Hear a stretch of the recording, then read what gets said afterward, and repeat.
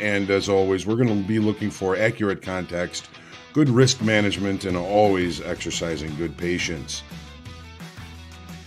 Everybody who's traded has gone through periods of time where their strategy hasn't worked. Where if not a hard stop, you should reevaluate the trades you're in based on time. That's what we're here for, is to put ourselves in the best success. A trading routine does that, builds that habit, lets you know what to work on, what to reflect on, and what to improve on the next day.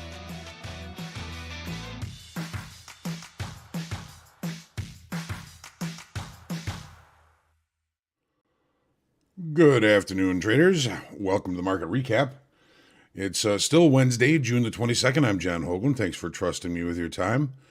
Again, always hoping we had good context, good risk management, and exercised patience today. Hopefully you had a good trading day.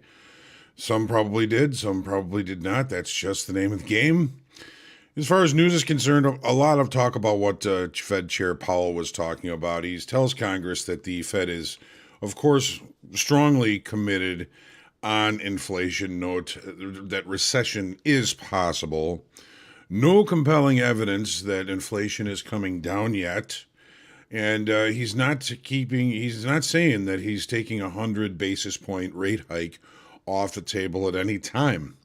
Biden now has decided he wants to work with oil firms to boost oil production. Apparently, he's outlined a plan to lower gas prices by $1 per gallon. That it includes the holiday on federal gas taxes. It's probably not going to be going anywhere in Congress.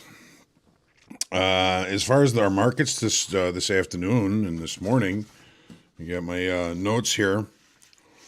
In crude oil, short time frame shorts failed to bring sellers down below that weekly kickoff level.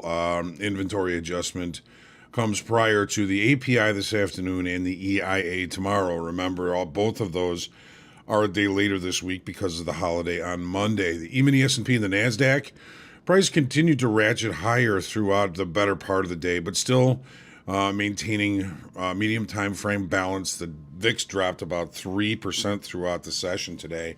It looks like our equities really just closed minimally higher or lower, just right around settlement. And I think kind of to be expected, we do have more testimony and the question and answer session from Chairman Powell tomorrow. Gold sideways auction continues. In the euro, upper area of the balance has been tested today. No breakouts or anything, just another look at that high. And the 10-year drives above weekly kickoff high and then sits right above weekly kickoff high. But what marks acceptance of price? Time and volume. We'll see how the volume went, and we did spend a lot of time up there today. Natural gas, no change in the value area. Don't forget, tomorrow we're moving from July to August natural gas by tomorrow morning. I'll double check the volume and talk about it tomorrow morning on the forecast, but I'm relatively confident that the volume will roll into the August contract for our natural gas traders. Gotta hand it to you, nat gas traders. That is one heck of a market. As always, make sure you hit the lucky like button. Share, comment, question, feedback, heckling, and love are always welcome. And hey, we found out this morning that it's International Kissing Day. So, to all of you. And let's see who we've got here today. I see we've got Tachyon. Good afternoon. Scott Saw, and he conquered, I hope. Glitter Sandwich. Tachyon down 500 for the combine. Now, you were there when we were in group coaching. Venom and then self-sabotage got the better of me. Too distracted on less important things while trading, P&L, profit target, and forgot to totally focus on trade execution and patience. See? We do have to pay a little bit sometimes to these markets, but it's a tuition that we're paying. We always learn something. In Tachyon, you're very good at kind of self-reviewing and reviewing your process and taking a look at what you may have let go of. And today, maybe you let go of that switch a little bit. You got your switch flipped. Only $500 is not bad. I've done a lot worse myself, I assure you. Forgot my own advice to let go of urgency. And it will take as long as it takes. Market always reminds you what you are missing. Absolutely 100%. Spencer snagged a nice long in Russell today this morning before I had to go to the dentist. Hopefully your teeth are looking fine this morning and this afternoon. Glitter sandwich, Tachyon. It's hard to step away sometimes, man. That little voice in the back of our heads that says, what if? Powerful little voice, isn't it? I just started to journal it and it helps to look back. Just yesterday, I took some bad trades, but was able to walk away. Glitter sandwich, good job. I made a couple of good trades, but left a lot on the table. It's hard for me to let the profit ride. Spencer saying, Tachyon, losing 500 means you hit the brakes in time and didn't overtrade. You knew when to quit. Good job. Congratulate yourself on that. And I was thinking the same thing, Tachyon. I think you were, maybe a little upset that you had those losses, and I understand the venom, but you seem to be a little hard on yourself. I get it. I'm hard on myself too. We always have to review and think about the things that we do wrong. Don't forget about the things that you do right. Stopping at a $500 loss may be just what you needed to do. George, afternoon traders, and Lacey. Where's Lacey? She's around. Oh, there she is. She's laying on her back like this. She's a goof. But she does say hello, George. Bill Phillips, my brother Tom, good to see you. I love you. Phil Kuhn, good to see you. Bill. Nicholas Sodaro. I always mess that name up, Nicholas Sodaro. Kenneth Powell, Mind Over Markets. Mind Over Markets is that book. I'm going to put something in the link in the chat room here if I can find it.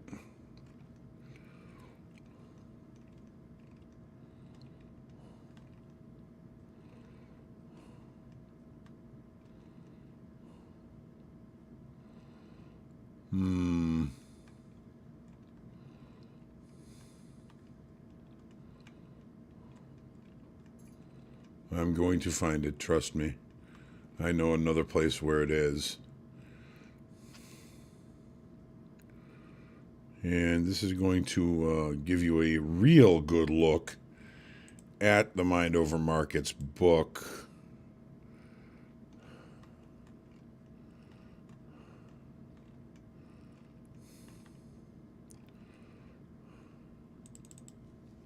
There it is. I'll put it in the chat here. And it's for all of you too. This will give you a real good look at Mind Over Markets by James Dalton.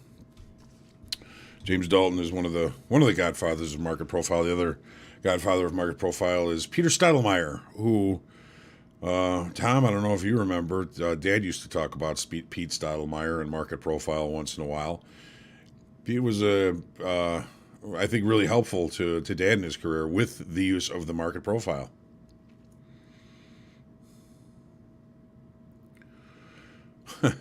Lacey, I think Lacey is more like it today, Tom. All right. Dan Trader, Spencer. Yeah, strongly rejected above 3,800 today. I think it's going to be significant moving forward. Those big, fat, round numbers, you never know.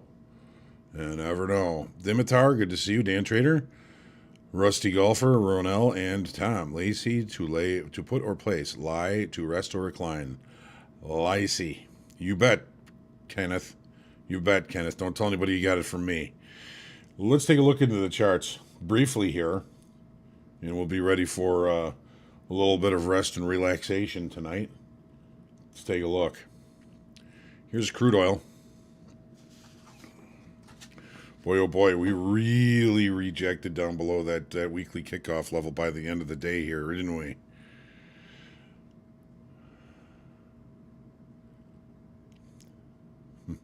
So, yes, she's lying on her back. Their tongue hanging out of her side of her mouth.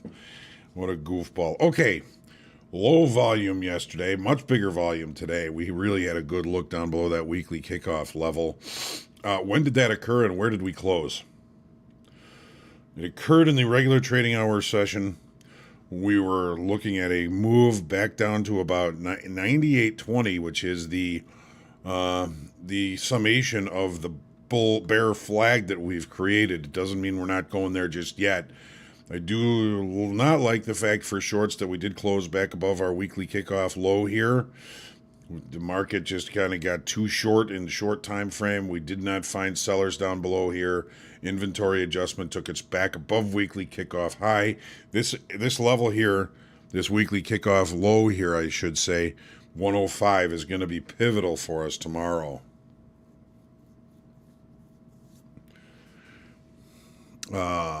James, no, trading isn't everything. Calm down, get back to patience. Sorry to hear that. But it's part of the process, I guess, isn't it, a little bit in some way? Let's take a look at the equities now. The E-mini S&Ps. That's not what I'm looking for. Okay. So we're wrestling with the idea that we had an island low. We've taken that possibility out of the situation. Really bad volume yesterday. A little bit higher volume today, although not tremendous. We're going to see if we've added any open interest. I mean, we had almost the same day we did yesterday, but with just a bigger range. P-shaped. We did actually add open interest on a day that we might expect open interest to drop a little bit, and a P-shaped profile indicates short covering, the liquidation of positions. Unfortunately, we did not see that. We may see that tomorrow morning. We'll watch and see if the open interest drops a little bit. And if that's the case on lower volume on a higher day, I might start looking for opportunities to sell strength in this market again, because I don't think necessarily that our low is in. I don't know. Nobody does. Just the amount of uncertainties and the things that are going on. Who knows what's going to happen? The NASDAQ looks just about the same. Oh, one more thing about the S&P. Largely, we're in range. We're range bound. No real direction here. And the longer we sit in this range-bound activity, the more we're going to even out inventories, which was a concern of mine earlier in the week after looking at the monthly and the weekly and the daily chart. Everything is pointing to the downside. If we get too short, we're not going there. We've either got to consolidate to even out inventory or a vicious pullback in the other direction. Not seeing necessarily a vicious pullback, but the longer we consolidate in here, the more we're going to even out inventory and be ready for the next move. Same thing here in the NASDAQ. We're range bound. The monthly, the weekly, the daily, they all look the same. Lower highs, lower lows. It's, if we are too short in multiple time frames, a period of consolidation like this, again, can help even out inventories in multiple time frames. So here's what we did today, and again, it's very similar to the S&Ps. Let me put the profile on here.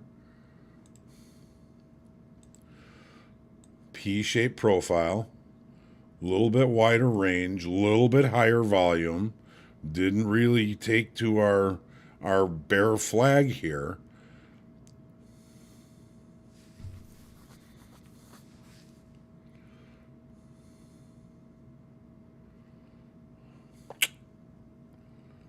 So we have to see what tomorrow says. I like what Spencer has to say, or Jim Dalton says, sideways consolidation is stronger confirmation of trend continuation because it means new sellers or buyers are stepping in as fast as old ones are taking profit. That's the kind of inventory adjustment that I'm talking about. You get some older positions being taken over by some newer positions, so you've got this whole wash of positions changing hands, and I think we need that to even inventory for the next move, which, as you pointed out, might be to the downside. For confirmation of trend continuation. Let's look at gold. Still dead. Sideways. Nothing really to think of. Nothing really to get excited about here. If you're able to catch a move on it, God bless. Make sure you're managing risk, and managing risk against short time frame levels offers a lot of different short time frame levels to manage against. It's very easy to overtrade in trades like this and in days like this. Look at how value's not moving. We're not moving. Here's our high from the session. Back to here, the low for the session. Back in value, nothing really all that finite or tight as far as respecting short time frame levels, but still in short time frame control. Short time frame control. Euro, similar. We did test last week's high during the regular session today. Boy, that certainly offered a pretty decent opportunity to catch the move away from it, but the bigger opportunity was early in the session. Overnight inventory adjusted. Buyers came in to test this level and did not find what they were looking for above there, and that would be new business and new participation up there. 10-year. Say we got a pretty decent upside push here. We've got the yield on the 10-year coming off pretty decent over the last couple of sessions. So we've got a potential market state change here. Lacey, don't moose me. Don't moose me. So here's what we're talking about. Lots of overnight longs here. Those overnight longs got what they were looking for, and that's new business and new buyers in the regular trading hour session. But boy, it just hung there. So if we're going to be judging acceptance of price over time, we spent a lot of time up here today. Did we find momentum, volume? We have to see what the open interest looks like as well. And then the nat gas. Still going sideways. No change in open interest. Here's the 30. Here's our gap. Weekend gap. Closed yesterday. Largely inside extended trading hour range today compared to yesterday. A little P-shaped profile. Another P-shaped profile. What did we see as far as open interest change? We lost 3,600 in open interest change on this P-shaped profile here. Maybe we'll see about the same thing here tomorrow. I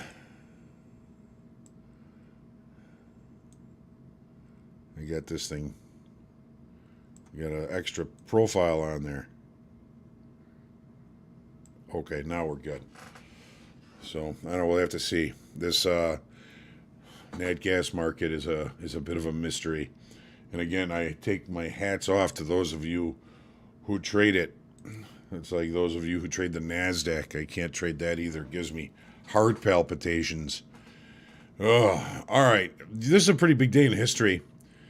On this day in 1944, Franklin Delano Roosevelt signed the GI Bill. Gave all those returning from World War I the opportunity to go to college. Try to keep these things positive. And sometimes it's hard to find. 2001 blockbuster hit movie The Fast and the Furious is released. That's about it for that, but pretty important day in music. 1936, I didn't realize Chris Christopherson was this old. I thought he had just had a hard life. It's his birthday today, again, born in 1936, Chris Christopherson. Peter Asher, did a lot with Lennon and McCartney. It's his birthday in 1944. Todd Rundgren, 1948. I remember Todd Rundgren. I loved a lot of his songs. I Saw the Light, Hello, It's Me, some really good songs there. Alan Osmond, who was one of the Osmond family, it's his birthday. 1953, it's Cyndi Lauper's birthday. I didn't realize that she was that old. I probably shouldn't say that, but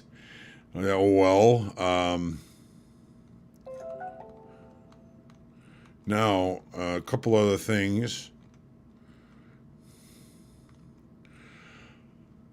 Herb Alpert and the Tijuana Brass had a 4-week run on the #1 singles chart with "This Guy's in Love with You." You had to love Herb Alpert, those smooth horn sounds. 68, Rod Stewart.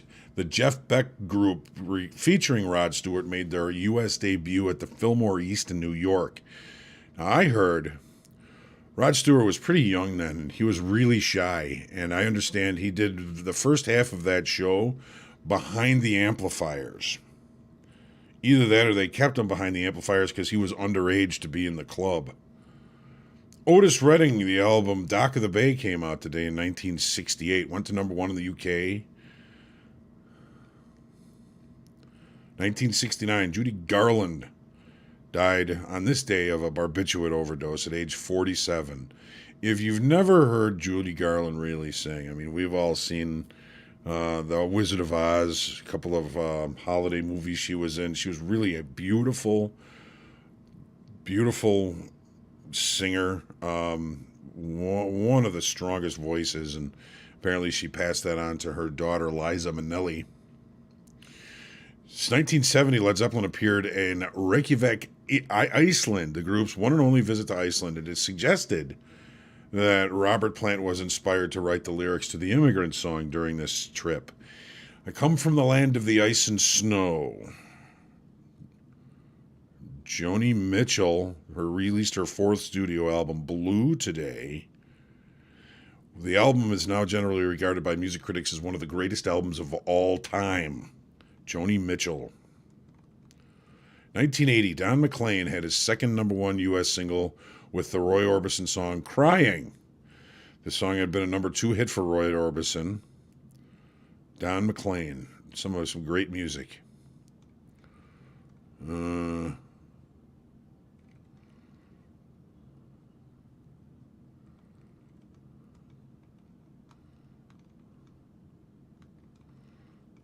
Yeah.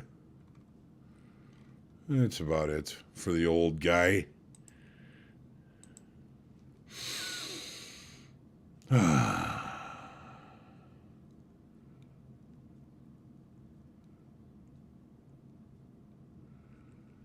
right. So I've got a couple of things to finish up today. Thanks for joining me for the forecast, the group coaching, and for the recap today. It is truly our goal to help you find your success in this. We can only do so much. A lot of it depends on you. As a matter of fact, all of it, 100%. Even the people that I work with in performance coaching, I tell them this is 100% on you. So, but we do want to help. We are here to help. We've got lots of content and people available to help you. So make sure you join me again tomorrow morning on the market forecast, 7:45. Again, thank you very much for joining me always. I do enjoy talking traders with traders, and we are traders. So have a good night, everybody. Be kind to yourself. Be kind to each other. Say a prayer for world peace.